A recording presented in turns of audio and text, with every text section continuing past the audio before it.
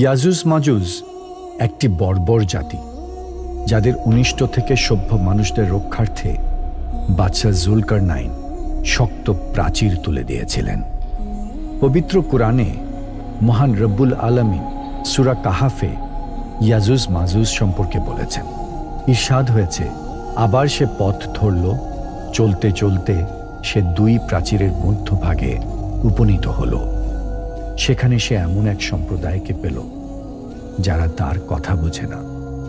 তারা বলল, হে জুলকারনাইন, ইয়াজুজ মাজুজরা দেশের ধ্বংসকারী অশান্তি সৃষ্টি করে।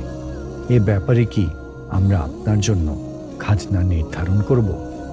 আপনি আমাদের ও তাদের মধ্যে প্রাচীর নির্মাণ করে দেবেন। তিনি বললেন, আল্লাহ আমাকে যে সামর্থ্য দিয়েছেন তাই যথেষ্ট। বরং তোমরা কায়িক শ্রম দ্বারা আমাকে সাহায্য করো, যাতে আমি তোমাদের ও তাদের মধ্যস্থলে প্রাচীর নির্মাণ করে দেই। তোমরা লৌহ খণ্ড নিয়ে আসো।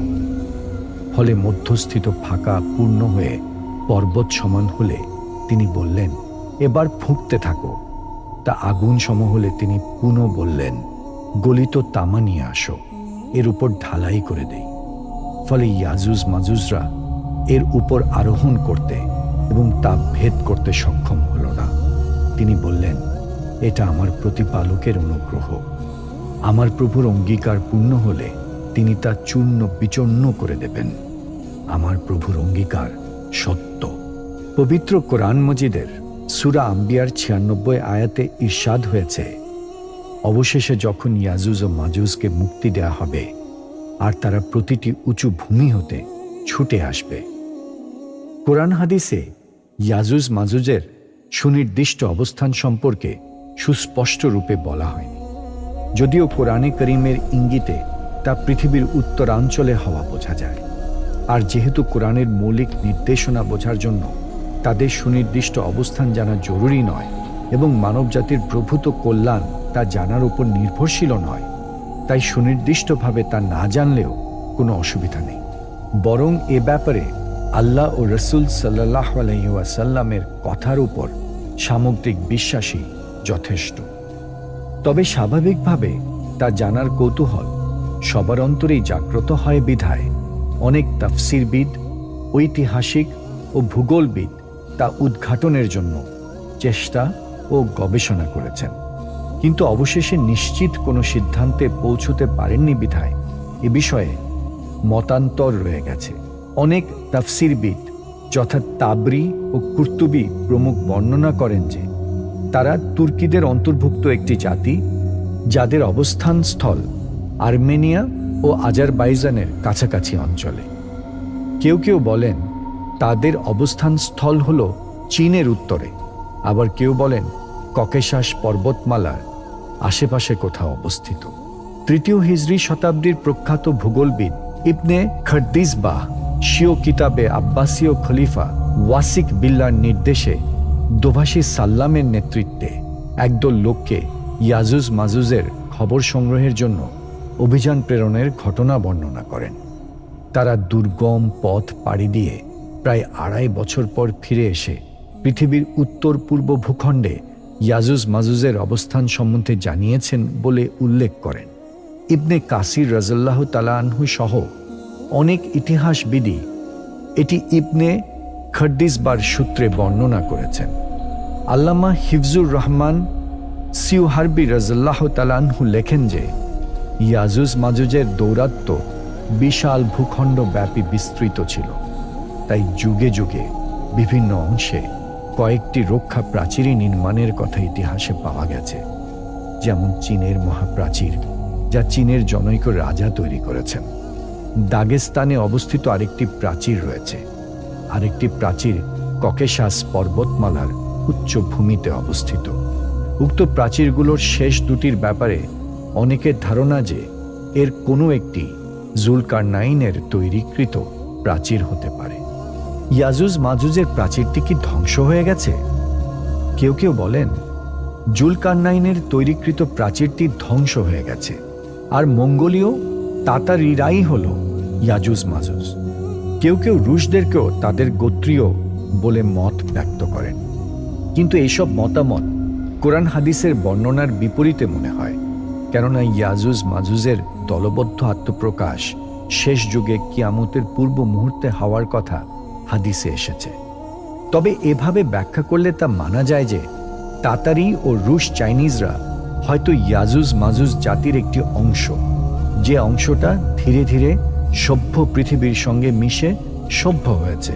তবে তাদের গোত্রীয় বেশিরভাগ অসভ্য রয়ে গেছে, যাদের চূড়ান্ত আবির্ভাব কিয়ামতের আগে হবে। কিন্তু প্রশ্ন হল, জুলকারনাইনের প্রাচীরটি যদি অস্তিত্বশীল থাকে, তাহলে তথ্য প্রযুক্তির এই যুগে যখন দুনিয়া হাতের মুঠোয়, আমরা তার সন্ধান পাই না কেন?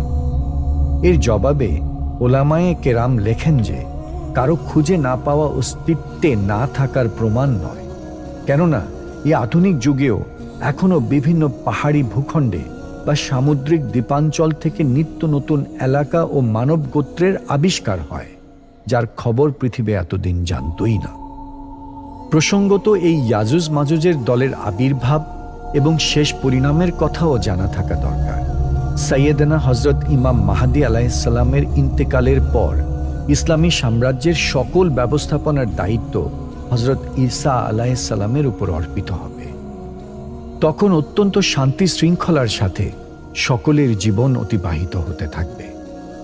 এমন সময় আল্লাহ রাব্বুল আলামিন হজরত ঈসা আলাইহিসসালামকে অবহিত করবেন, হে ঈসা, আমি এমন এক সম্প্রদায়ের উদ্ভব ঘটাব যাদের মোকাবেলা কেউ করতে পারবে না, তাদের সাথে যুদ্ধ করার ক্ষমতা কারও নেই।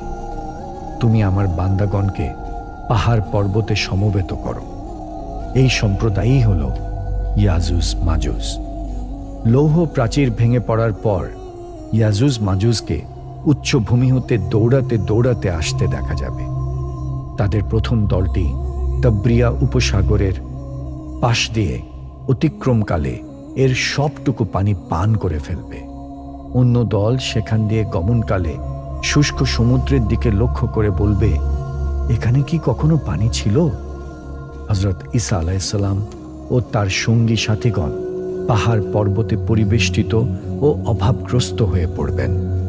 ভীষণ দুরবস্থায় কাল কাটাবেন। খাদ্যের তীব্র অভাব দেখা দিবে। তখন গরুর একটি মাথা 100 দিনার হতেও উৎকৃষ্ট ও মূল্যবান বলে বিবেচিত হবে। তখন হজরত ঈসা আলাইহিসসালাম ও তার সাথীগণ মহান আল্লাহ পাকের দরবারে কায়মনোবাক্যে দোয়া করবেন। আল্লাহ পাক ইয়াজুজ মাজুজের উপর নাতাফ নামক রোগ প্রেরণ করবেন। এটা এক প্রকার ক্ষত রোগ, ফলে সকল ইয়াজুজ মাজুজ একসঙ্গে মৃত্যুবরণ করবে। এরপর হজরত ঈসা আলাইহিসসালাম ও তার সঙ্গী সাথীগণ সমতল ভূমিতে অবতরণ করবেন। দেখতে পাবেন সমস্ত ভূখণ্ড তাদের মৃতদেহে ভরে গেছে। তখন তারা এই দুর্বিষহ পরিস্থিতি থেকে মুক্তির জন্য অনুনয় বিনয় সহ আল্লাহর কাছে মিনতি জানাবেন। আল্লাহ পাক দীর্ঘ গর্দান বিশিষ্ট এক প্রকার পাখি প্রেরণ করবেন। তারা মৃতদেহগুলো আল্লাহর ইচ্ছায় দূর অচেনা কোনো স্থানে নিয়ে নিক্ষেপ করবে। তারপর আল্লাহ পাক মুষলধারে বৃষ্টি বর্ষণ করবেন, যার পানিতে সকল কাঁচা পাকা ঘর বাড়ি মাঠ ময়দান বিধৌত হয়ে আয়নার মতো পরিষ্কার পরিচ্ছন্ন হয়ে যাবে। অতঃপর আল্লাহর পক্ষ হতে ভূমির প্রতি নির্দেশ হবে, তোমার উদ্ভিদ বের করো, ফলমূল বৃদ্ধি করো, বরকত ও কল্যাণ ফিরিয়ে দাও। তখন ভূমি উৎপাদিত আনারগুলো এত বড় হবে যে একটি আনারের অংশ বিশেষ একদল লোক খেতে পারবে এবং তার খোসাতে ছায়া গ্রহণ করতে পারবে। দুগ্ধবতী পশুতে এই পরিমাণ দুধের বরকত হবে যে সে একটি উটনির দুধ একটি সম্প্রদায়ের লোক পান করে পরিতৃপ্ত হতে পারবে। একটি ছাগলের দুগ্ধ একদল মানুষের জন্য যথেষ্ট হবে। তাই হয়তোবা জুলকারনাইনের প্রাচীরটি কোনো পর্বতমালার নিচে মাটি চাপা পড়ে গেছে, অথবা তাদের ভূখণ্ড বিশাল কোনো জলরাশি বা বরফাঞ্চলের আড়ালে হওয়ায় আমরা খবর পাচ্ছি না।